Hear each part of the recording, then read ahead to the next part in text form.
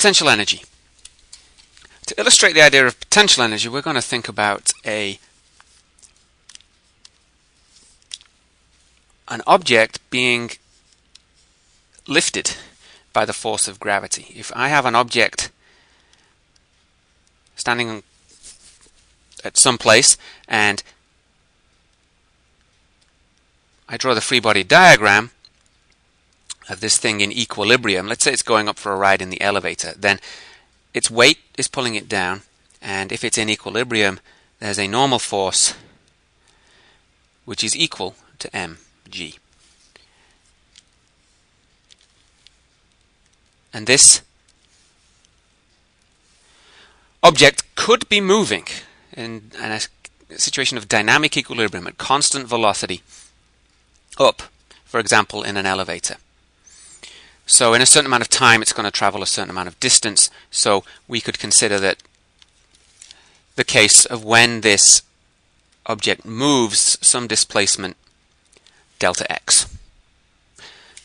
So considering this object moving up in the elevator with these two forces acting on it that are equal and opposite, and delta x is the displacement that this object has as it goes on its journey, then we can consider the work done by the two forces.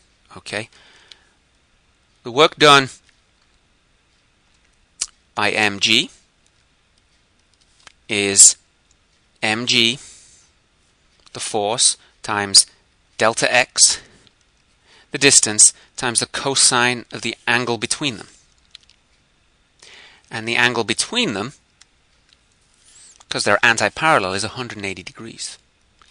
And cosine of 180 degrees is -1, because these two forces are in opposite because the force and the displacement, are in opposite directions.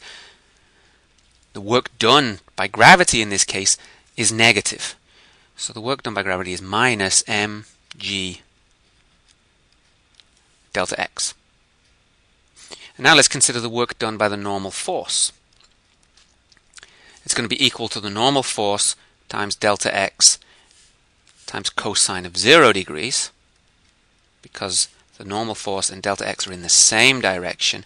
And when we substitute in mg is the magnitude of the normal force, and delta x is still delta x, and cosine of 0 is 1, so the work done by the normal force is mg delta x. So the net work done is the sum of the two, so we have mg delta x minus mg delta x, which is 0 joules, which makes sense, because according to the work energy theorem, any net work done on an object is equal to the change in kinetic energy. And because it's moving at constant velocity, there is no change in kinetic energy, so we expect the net work to be 0. But what's interesting about working against gravity in this way is that this negative work done by the force of gravity is not dissipated. That energy is still there. One way to think about this is that the normal force pushing up has put energy into the block. Under other circumstances, without gravity there, it would have done positive work on the block and raised its kinetic energy. But instead of that happening, the energy has been taken back out by gravity, by the force of gravity, doing negative work on it.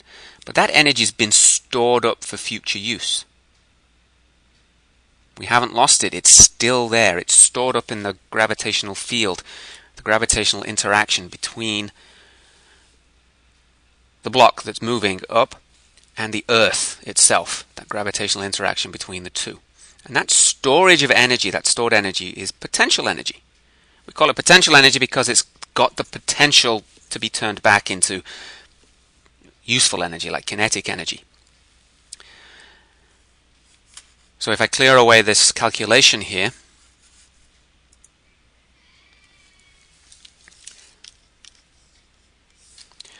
once we've lifted this block up high, sitting on top of a shelf or something, it's got a potential energy which we give the symbol U sub G. That means gravitational potential energy.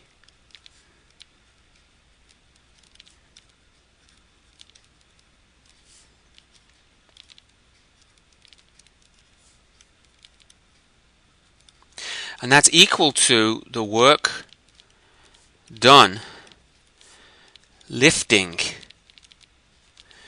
the object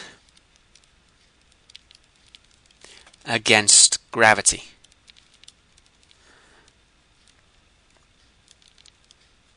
Whatever work you had to put in with the upward pushing force has then been pulled back out again by gravity, so that the change in kinetic energy is zero, and that energy that you put in has been stored in the gravitational field. And the calculations we went through previously showed us that that gravitational potential energy, the work done against gravity and lifting it up, is equal to m times g times the change in position of the object.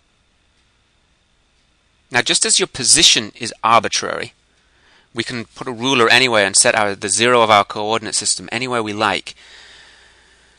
So the 0 point for potential energy is pretty arbitrary as well. It doesn't really matter where we put it.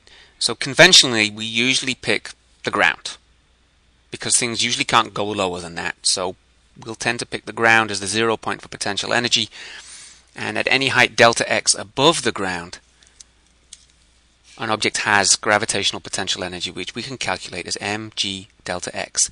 And the key thing to remember is this idea here, that it's the work done in lifting the object up against gravity.